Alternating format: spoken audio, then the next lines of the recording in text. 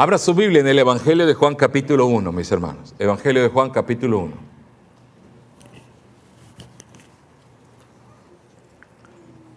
Cuando lo tenga, diga un fuerte amén. Tenga su Biblia abierta. Juan capítulo 1. La semana pasada, mis hermanos, empezamos este estudio del Evangelio de Juan. Un libro maravilloso, un libro hermoso. Estamos empezando a estudiar Juan. La semana pasada solamente vimos la introducción a este libro. Ahora, si usted recuerda, y vamos a empezar leyendo en Juan capítulo 20, porque es el texto clave del Evangelio de Juan.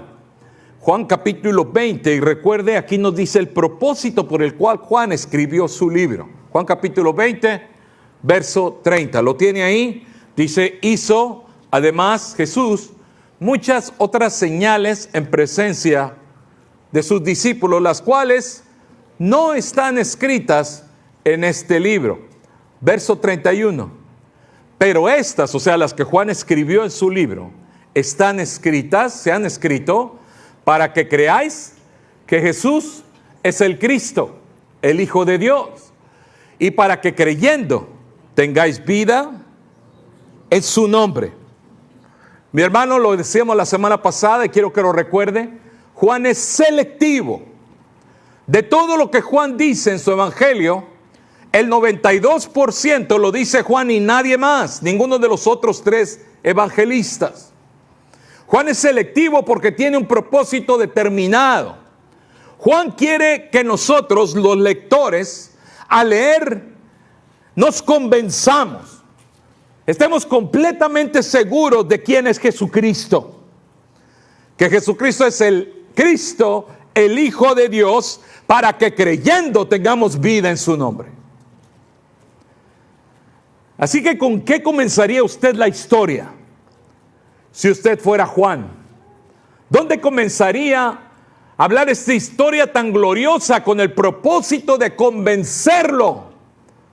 Convencer a sus lectores de que Cristo es el Hijo de Dios.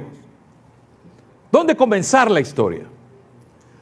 Recuerda, la semana pasada decíamos que Marcos comienza su historia de Cristo con el ministerio de Cristo. Lucas y Mateo comienzan su historia de Jesús en el nacimiento de Jesús.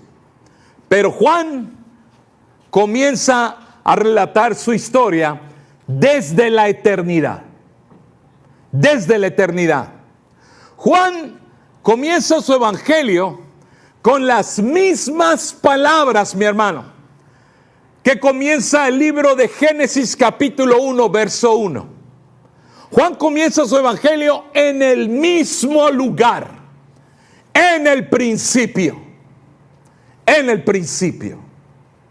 Vaya conmigo a Juan capítulo 1, verso 1. En el principio era el verbo, y el verbo era con Dios, y el verbo era Dios. Mi hermano, la Biblia, como usted sabe, no se escribió obviamente en español ni en ningún idioma moderno. Se escribió en griego, un tipo de griego que se llamaba griego koineo, griego común. Y la palabra que Juan utiliza para referirse a Cristo aquí en este pasaje es la palabra logos, logos.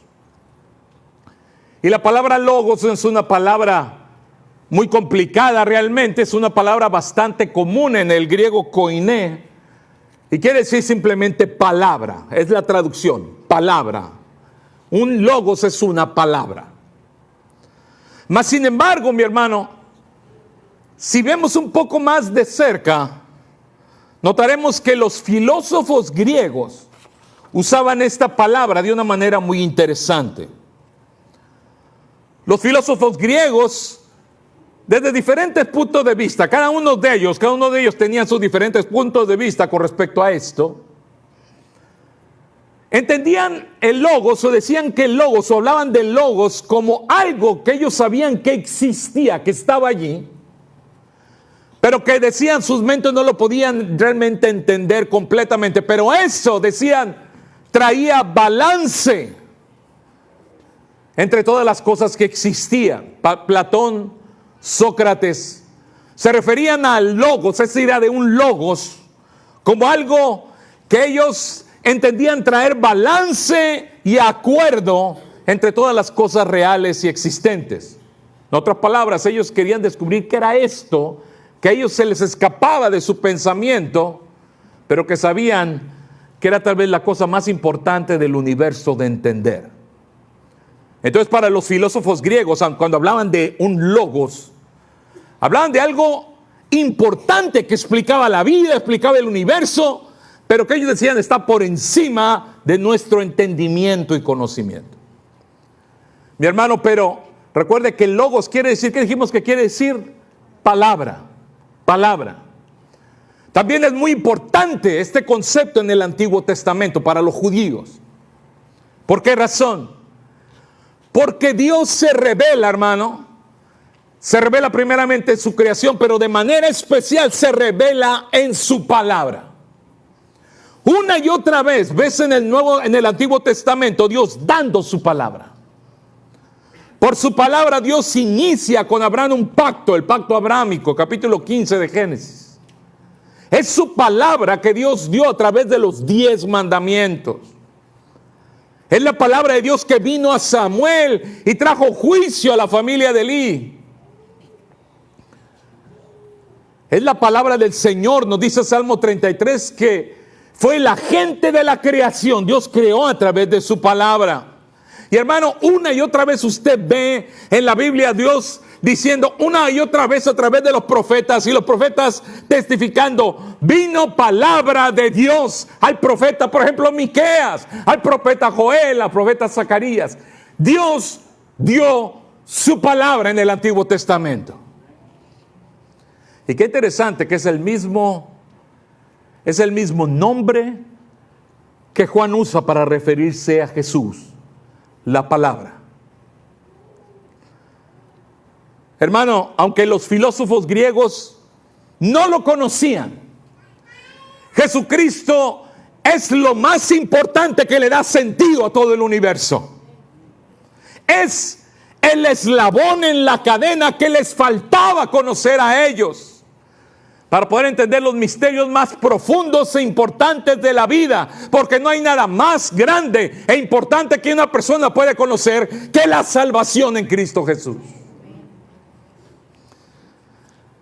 Además, Juan se refiere a Jesús como la palabra, mi hermano, porque Jesús vino de Dios. Jesucristo vino de Dios. Dios dio a sus profetas, mi hermano, la palabra escrita. Y todo lo que Dios dijo en los profetas apuntaba hacia Jesús. El Antiguo Testamento, mi hermano, es la profecía, la anticipación y la promesa de que Dios iba a enviar un Salvador. Todo el Antiguo Testamento, mi hermano, los 10 mandamientos, el arca, el templo, Israel mismo, los rituales, las leyes, los eventos, los símbolos, todo es preparación para la venida del Mesías que había de venir. La gloria sea para él. Cristo, mi hermano, no es una promesa más de Dios. Cristo no es una de las promesas como las del Antiguo Testamento. No, mi hermano, Cristo es el cumplimiento de todas las promesas. Todo lo que estaba escrito en el Antiguo Testamento, Dios prometió un Salvador, un Mesías, ahora se cumple. Dios dijo que iba a enviar a un Mesías y ahora actúa, acciona y lo manda. Por eso Cristo es la palabra no escrita, es la palabra viva de Dios. Toda la persona de Cristo es la revelación de Dios, mi hermano. Y toda palabra que salió de su boca es palabra de Dios. Cada paso que dio, cada milagro, cada acción revela a Dios. Juan capítulo 1, verso 18, míralo en tu Biblia. A Dios nadie le vio jamás. El unigénito Hijo que está en el seno del Padre, Él, Jesucristo, Él es el que ha dado a conocer a Dios. Por eso me encanta la versión Reina Valera que tiene usted. La mayoría de ustedes tienen la versión Reina Valera de la Biblia. Y me encanta que usa, para traducir la palabra logos, no usa la palabra o el término palabra, sino dice verbo. Y me encanta esa traducción. Se me hace que es exacta, porque es lo que es Cristo. Es la palabra de Dios en acción. La palabra cumplida, mi hermano.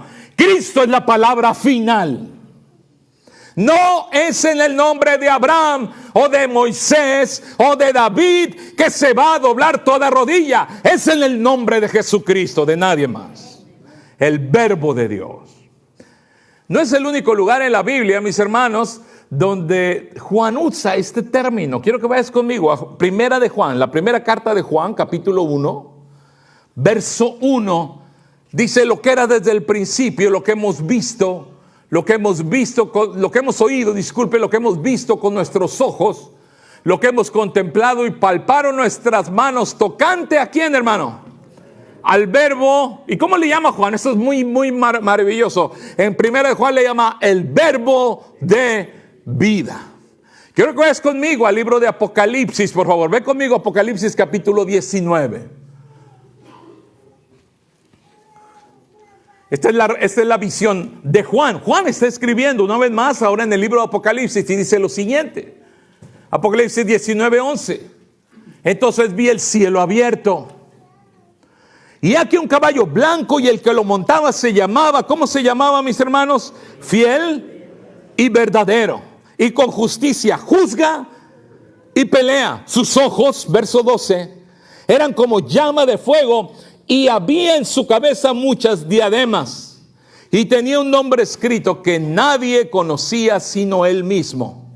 Ve el verso 13. ¿Quién es este ser maravilloso? El fiel y verdadero. ¿Quién es? Verso 13. Estaba vestido de una ropa teñida de sangre. ¿De qué nos habla esa ropa teñida de sangre? Es un símbolo de su sacrificio. Dice, y su nombre es, ¿cuál es su nombre? Él es el verbo de Dios.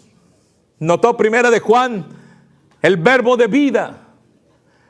Y aquí en Apocalipsis es el verbo de Dios. El tercer lugar donde aparece la palabra verbo la tenemos delante de nosotros. Regrese, Juan capítulo 1, verso 1. Ahí es la tercera lugar en la Biblia que Juan usa el término verbo para referirse a Jesús. En el capítulo 1 lo va a usar en el versículo 1 y después en el verso 14. Pero después de estas dos ocasiones, mi hermano, Juan no vuelve a usar este término en el Evangelio de Juan. Nunca más vamos a volver a ver en el Evangelio de Juan que Juan se refiere a Cristo como el verbo. ¿Por qué razón, mi hermano? Porque Juan usa esta palabra, y lo acabamos de ver en los otros dos pasajes, para referirse a Jesús como el eterno Hijo de Dios, como la revelación de Dios, como la palabra de Dios. En Primera de Juan es el verbo de vida, y en Apocalipsis es el verbo de Dios. Aquí en Juan capítulo 1 verso 1, lo tiene delante, lo tenemos en la pantalla, nos dice tres cosas acerca de este verbo de Jesucristo. Nos dice tres cosas y son muy claras, usted lo puede ver claramente. ¿Qué es la primera cosa que nos dice acerca del verbo? En el principio, ¿qué dice? Era el verbo, nos habla de su eternidad. Antes, hermano, que todo fuera hecho, Jesucristo ya estaba allí. La historia de Jesús no comienza en Belén de Judea.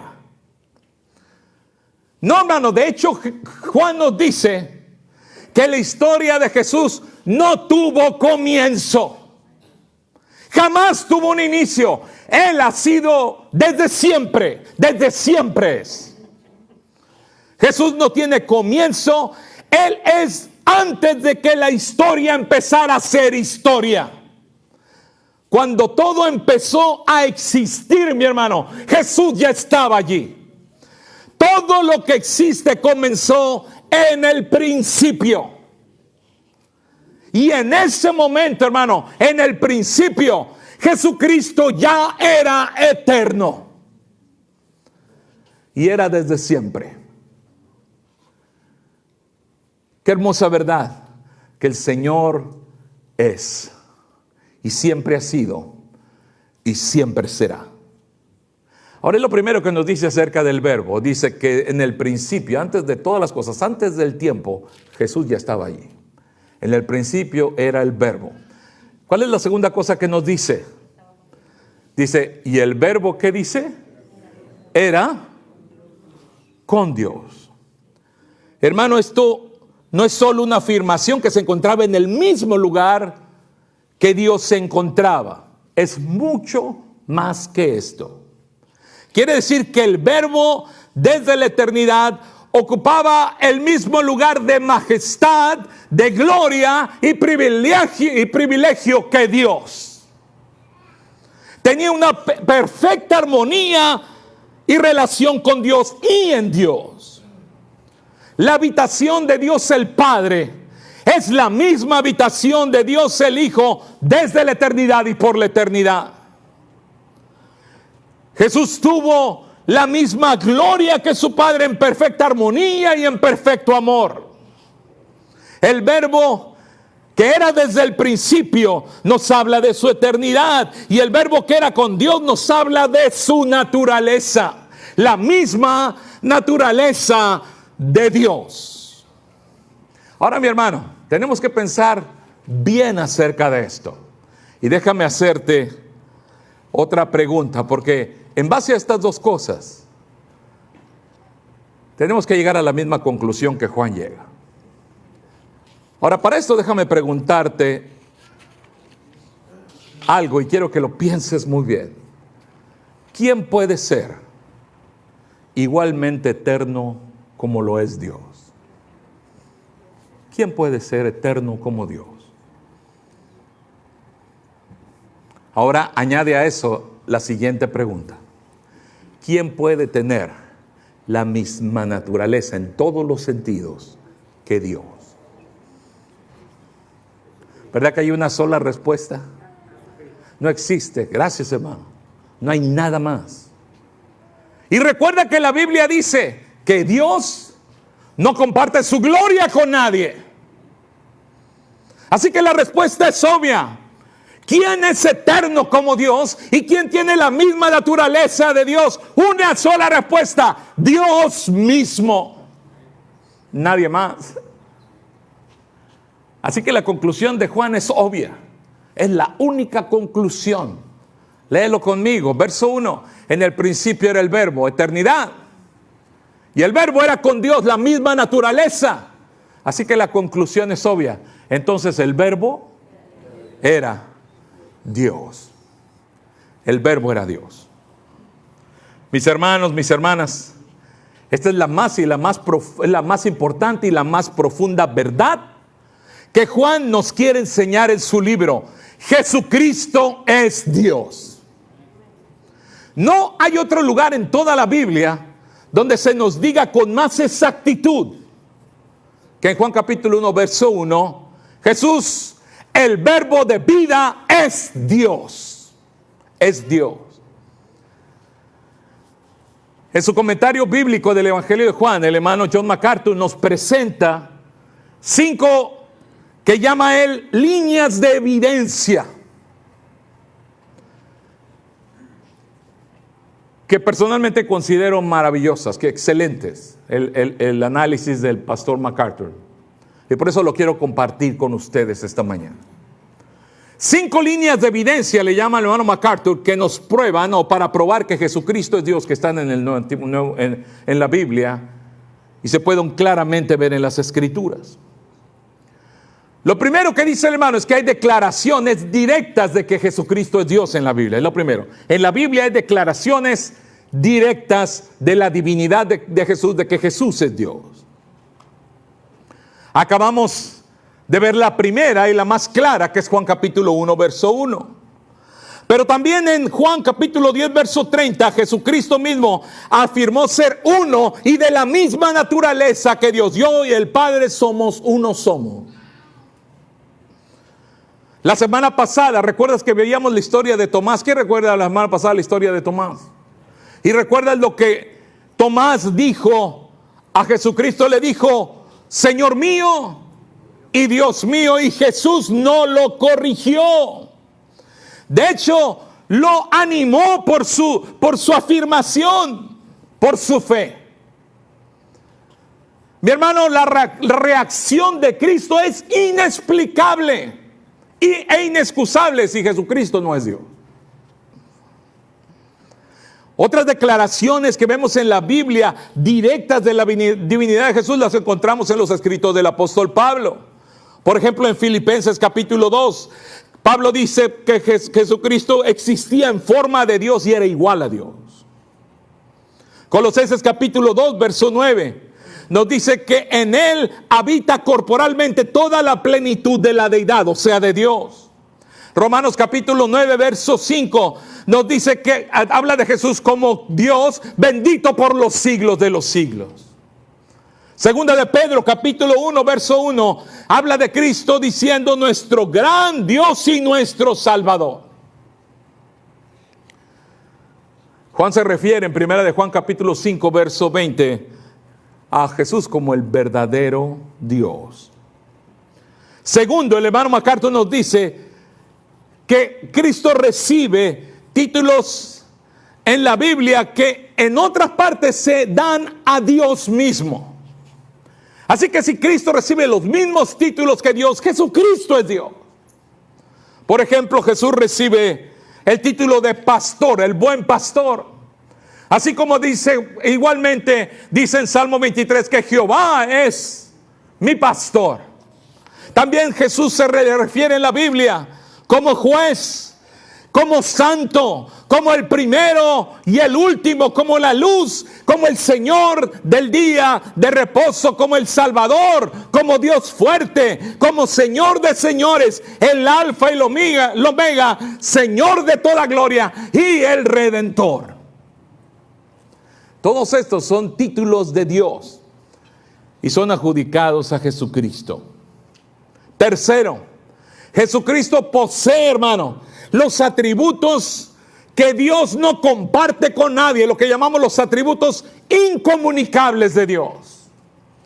Jesucristo es eterno, ya lo vimos, Juan nos lo dijo. Jesucristo es omnipresente. ¿Qué quiere decir que Él es omnipresente? Él está en todo lugar. Él es omnipotente. ¿Qué quiere decir eso? Que Él es todopoderoso. Él es omnisciente, que todo lo sabe. Él es inmutable, nunca cambia. Él es soberano, Mateo 28. Él es glorioso y digno de toda gloria. Mi hermano, la Biblia nos dice que Jesucristo hace cosas que solamente Dios puede hacer. Él creó todas las cosas. Juan capítulo 1, verso 3. Ahorita lo vamos a leer. Jesucristo sostiene su creación. Colosenses capítulo 1, verso 17. También Hebreos capítulo 1, verso 3. Jesucristo, mi hermano, la gloria sea para Él. Él resucita a los muertos. ¿Quién puede hacer eso si no solo Dios? Mi hermano, Jesucristo perdona pecados. Y la Biblia claramente nos dice que el único que puede perdonar nuestros pecados es ¿quién? Es Dios. Y mi hermano, Jesucristo, sus palabras permanecen para siempre. El cielo y la tierra pasarán, dijo el Señor, pero mis palabras no pasarán. Si la palabra de Cristo es para siempre, es porque Él es Dios. Y por último, mi hermano, Jesucristo recibió adoración. Jesucristo recibió adoración. Ahora quiero que recuerdes que en Mateo capítulo 4, verso 10, Jesucristo está siendo tentado por Satanás. ¿Recuerdas esa historia? Y una de las respuestas de Jesús es una cita de las Escrituras. Dice, al Señor tu Dios, ¿recuerdas lo que le dijo? Al Señor tu Dios adorarás. Y luego que dice, y a Él solo servirás. Jesucristo mismo, citando las Escrituras, dijo que solamente a Dios se debe adorar. Mas sin embargo, Él recibió adoración. recibió adoración porque Él es Dios. Santos hombres de Dios, lo veíamos la semana pasada. Ángeles, lo vimos en Apocalipsis, rechazaron adoración. Es más, reprimieron a la gente cuando la gente les quería adorar. Pero Cristo no rechazó adoración. Cristo recibió adoración. ¿Y sabe por qué, hermano? Porque Él es digno de ser alabado. Él es digno. Mi hermano, solo si entiendes la divinidad de Jesús, que Jesús es Dios, entonces eres capaz, estás listo para entender los siguientes versos en toda su hermosura. Y esta es la idea con la cual nos queremos quedar. Porque esta es la idea más importante del verso 1. Jesús es Dios. Y ya con esto estamos listos, ya vimos y ya profundizamos en la divinidad de Jesús. Ahora quiero que leas conmigo los versos que siguen y vas a ver cómo son hermosos. Y si antes los veías como a veces antes veíamos la televisión en blanco y negro. Los muchachos no saben ni siquiera qué es eso, ¿eh? Explíquenles, papás, qué es ver televisión en blanco y negro, ¿eh? ¿Recuerdas la primera vez que viste televisión a colores? Qué cambio tan grande, ¿no es cierto? Yo me acuerdo la primera vez que vi el Chapulín Colorado a colores. Lo que más me sorprendió, y le dije a mi mamá, le dije, es colorado. Yo no sabía que el Chapulín Colorado era realmente colorado. Y qué hermoso cuando puedes ver las cosas en una dimensión diferente. Eso es lo que pasa cuando encuentras la verdad más importante de un pasaje. Y entonces ves todo a colores. Y eso es lo que vamos a hacer ahorita. Ya sabemos cuál es la verdad central. Jesucristo es Dios.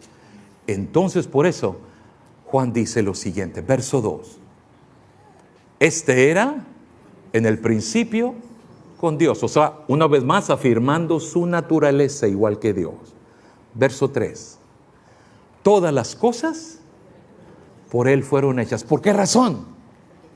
Porque es Dios. Todas las cosas por Él fueron hechas y sin Él nada de lo que ha sido hecho fue hecho. ¿Por qué? Porque Él es Dios. Verso 4, en Él estaba la vida. ¿En dónde más está la vida, mis hermanos? ¿Quién es la vida? ¿Quién es el iniciador de la vida, el sostenedor de la vida? Dios. En Él estaba la vida y la vida era la luz de los hombres. Vamos a tocar más este pasaje la próxima semana, pero quiero terminar con el verso 5. La luz en las tinieblas resplandece, y las tinieblas no prevalecieron contra ella. ¿Quién pudo evitar que el Señor viniera? Nadie. ¿Quién puede prevalecer en contra? ¿Las tinieblas pueden prevalecer en contra de la luz? Jamás. La próxima semana vamos a concentrarnos en este maravilloso verso en capítulo 1 de Juan, y es el verso 14. Ve conmigo al verso 14. Este verso lo vamos a ver la siguiente semana, pero quiero terminar leyendo. ¿Qué dice el verso 14? Y aquel verbo, ¿de qué verbo se está refiriendo? Se está refiriendo del verbo de capítulo 1. No lo pierdas de vista. El verbo que era desde el principio. El verbo que tiene la misma naturaleza que Dios, que era con Dios, y el verbo que era desde siempre y hasta siempre será Dios. Ese verbo se fue hecho carne y habitó entre nosotros. Si eso no es razón para celebrar en Navidad, entonces ¿qué es? Oh, hermano, qué triste cuando las personas en Navidad celebran cualquier otra cosa.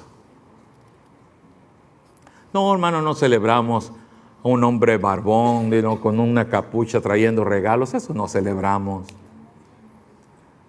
Eso son tradiciones de hombre. Lo que celebramos nosotros es que el verbo se hizo carne.